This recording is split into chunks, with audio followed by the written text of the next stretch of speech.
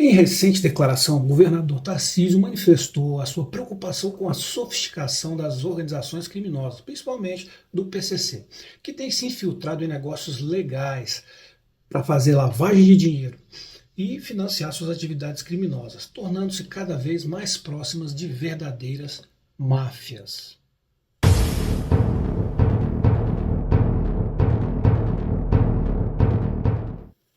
Como vão, meus amigos? Eu sou Luiz Fernando Ramos Aguiar, tenente-coronel da Polícia Militar, especialista em segurança pública com mais de 26 anos de experiência. Hoje nós vamos falar sobre essa questão da sofisticação das organizações criminosas no Brasil, aqui em especial com o PCC.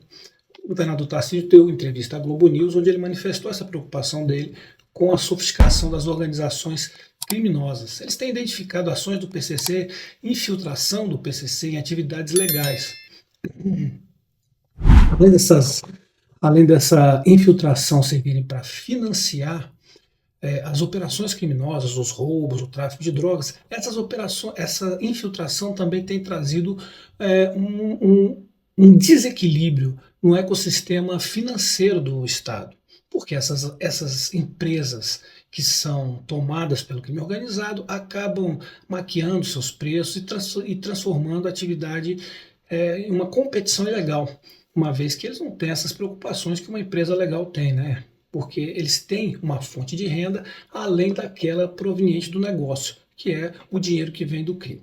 E se o crime se torna cada vez mais sofisticado, o governador alega que é preciso que o Estado se sofistique também em suas ações de combate ao crime. Mas primeiro vamos definir aí o que é uma organização criminosa.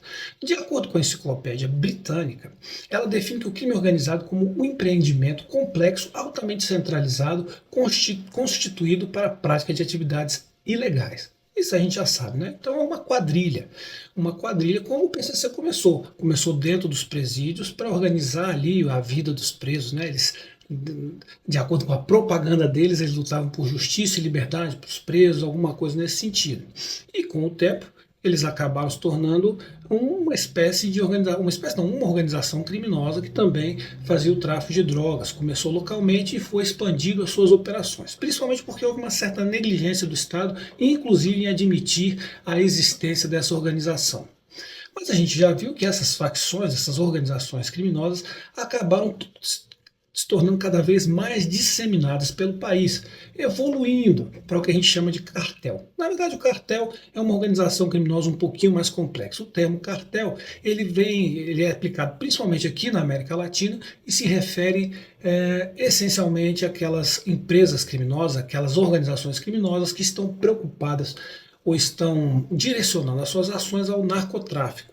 Quando a gente fala de cartel, porque a gente fala que o PCC não é mais apenas uma organização criminosa, uma facção, mas um cartel? Porque o PCC hoje ele já domina o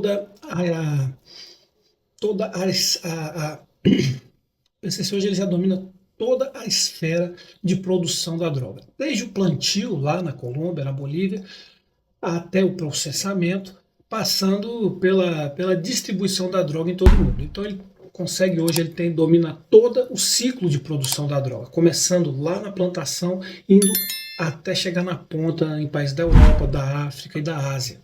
Ou seja, o PCC se tornou um verdadeiro cartel de droga, aos moldes do que era ali o cartel de Medellín, o cartel de Cali nos anos 90. Né? Quando a gente tinha o Pablo Escobar lá, que se tornou famoso, tem até seriado, se você procurar aí, você vai achar a história dele facilmente. Depois de passar por essa fase de cartel, existe hoje uma sofisticação ainda maior das organizações criminosas no Brasil, principalmente no primeiro comando da capital, que subiu mais um degrau nessa hierarquia aí.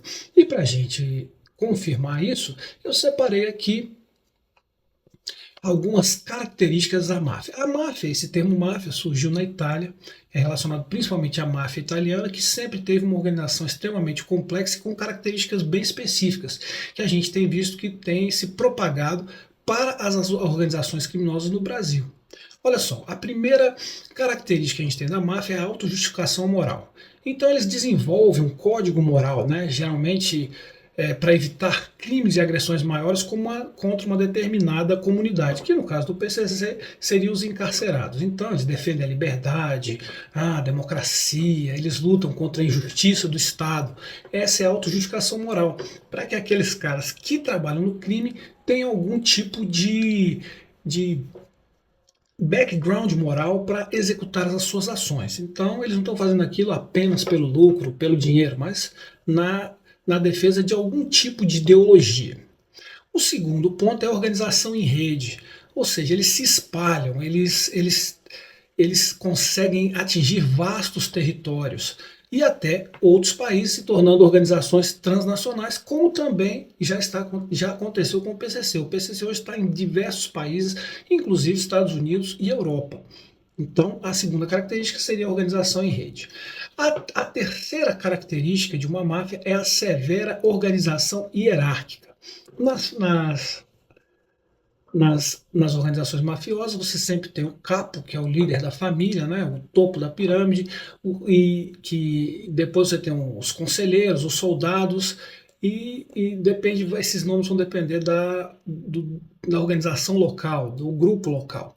Aqui no PCC você tem o chefão, você tem, né, umas espécies de conselhos que eles usam lá, que emitem as ordens, né, e isso tudo é estabelecido de uma forma extremamente hierarquizada, onde o soldado tem que se submeter aos, aos salves, que são as ordens emitidas pelo comando. Então, o comando ele dirige toda a organização e ele submete seus soldados, seus capitães, seus gerentes a um ordenamento muito severo que deve ser obedecido a todo custo. É aquela organização hierárquica extremamente disciplinar. Inclusive, aqueles que não cumprem as ordens como foi determinado podem sofrer sanções, que vão desde torturas, surras, até mesmo a morte. Existência de um capo de família, né, que é outra característica da máfia. No nosso caso, aqui no Brasil não existe essa organização familiar, não existe nenhuma garantia que o filho do Marcola vai herdar de alguma forma o poder que ele tem dentro da organização. Mas você tem o chefe. Né? Hoje se diz que é o Marcola, outro cara, não importa quem seja, você tem um cara que é o responsável, o grande líder, a figura máxima no comando, ou os poderosos chefões, como era na máfia. Uma quinta característica é a mistura do negócio ilícito com os lícitos. Isso está acontecendo agora no Brasil e tem se expandido de uma forma muito ameaçadora. Por que eles fazem isso? Por que um criminoso quer um negócio lícito? Principalmente pela necessidade de lavar o dinheiro. Né? Então, e para também, por exemplo, pagar propinas e esse tipo de coisa, é necessário que haja uma justificativa daquele dinheiro. Como é que você vai operar, como é que você vai comprar bens, adquirir bens, angariar um patrimônio, se você não pode justificar de onde veio aquele dinheiro? Então, para justificar aquele dinheiro, né, que o criminoso tem para desfrutar dos seus carros de luxo, das suas viagens, é preciso que isso venha de uma fonte legal. E para que isso aconteça, as máfias acabam começando a operar no mercado legal. Aconteceu isso quando a máfia italiana foi para os Estados Unidos também, através de cassinos, né, jogos, restaurantes e na produção da bebida alcoólica. Quem não conhece a história do famoso Al Capone? Se você procurar aí também você vai ver a história dele. Tem filme, documentário, uma série de coisas. A sexta característica advém justamente disso, que é a lavagem de dinheiro e a evasão fiscal. O criminoso não vai pagar imposto. Criminoso, cara que está fazendo tráfico de droga, assassinato, esse tipo de coisa, não vai querer pagar imposto. Então, para evitar isso, que eles adquirem, né, além dos negócios ilícitos, os bens de luxo, fazem articulações para fuga de capitais, né, com empresas fantasmas, contas em paraísos fiscais, esse tipo de. E até hoje as criptomoedas são muito utilizadas nisso, né, porque você comprou ali uma criptomoeda, o governo não tem como acompanhar esse desembolso financeiro que acaba favorecendo, principalmente para esse tipo de negócio. A omertà. Omertà era um código de silêncio das máfias italianas, né, que tem inclusive semelhanças com alguns códigos do islamismo. Porque, para quem não sabe, a Europa foi ocupada pelos muçulmanos durante 700 anos. E a máfia tem origem na Idade Média. As máfias, principalmente, elas começaram como uma espécie de proteção. Por isso que até hoje você vê os caras cobrando a proteção. Isso está na origem da máfia, que cobrava ali dos agricultores uma taxa de proteção contra os invasores, contra os bandidos e muitas vezes contra os próprios mafiosos. Então, os códigos de silêncio eles funcionam quando a máfia, o grupo criminoso, comete assassinatos, justiçamentos e a família, né, são impedidas de fazer qualquer comentário. Os estatutos do crime proíbem veementemente que você fale com a polícia, né? Não é só um código de silêncio, é um código também do que se pode falar. Uma coisa que é muito praticada por eles é a demonização da polícia. Então, o discurso anti-polícia é parte desse código de silêncio. A oitava característica da máfia, que o PCC hoje tem também, é o recurso à violência e à ameaça. Isso aí é mais do que óbvio, né? Então eles vão utilizar de assassinatos, de agressões, de torturas e de outras técnicas criminosas, né? Inclusive chacinas, e até, e até aqueles famosos tribunais do crime para garantir os seus interesses. E a nona característica é a corrupção dos agentes públicos, tanto para a execução dos crimes quanto para a infiltração nas empresas legais. Isso não seria possível sem a participação de agentes públicos. Então, os grupos criminosos acabam corrompendo agentes públicos, como agentes de Receita Federal, policiais, juízes e políticos, para que eles possam cometer seus crimes e se infiltrar de forma mais fácil, tanto nas atividades legais de comércio, indústria, etc., quanto dentro do próprio Estado.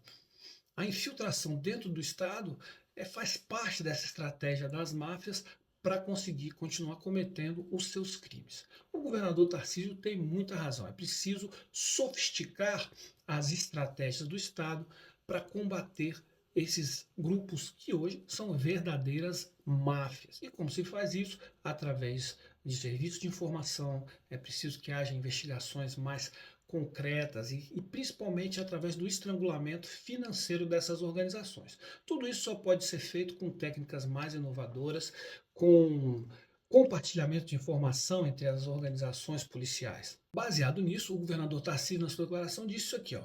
Estamos adquirindo sistemas muito sofisticados e começamos a fazer operações juntamente com o Ministério Público, também em áreas que normalmente não havia operações. A gente tinha um rumor que havia ali uma participação do crime. Então a gente começou a enfrentar, por exemplo, o crime nas empresas de ônibus. Enfrentamos a infiltração política dentro das prefeituras, estamos enfrentando a questão da lavagem do dinheiro em certos estabelecimentos comerciais. Foi a declaração literal que o Tarcísio deu nessa entrevista aí à Globo News. E o governador está certo. Essas ações precisam ser combatidas em associação das agências de combate ao crime, Ministério Público e Sistema Judicial para conseguir estrangular essas facções, essas máfias criminosas em operação no Brasil que tem tirado a tranquilidade da população. Então, se você já sabia dessas informações aí sobre a máfia ou não, deixe aí nos comentários. Não deixe de curtir aqui o nosso vídeo, seguir o nosso canal. É um prazer ter você aqui comigo e até a próxima.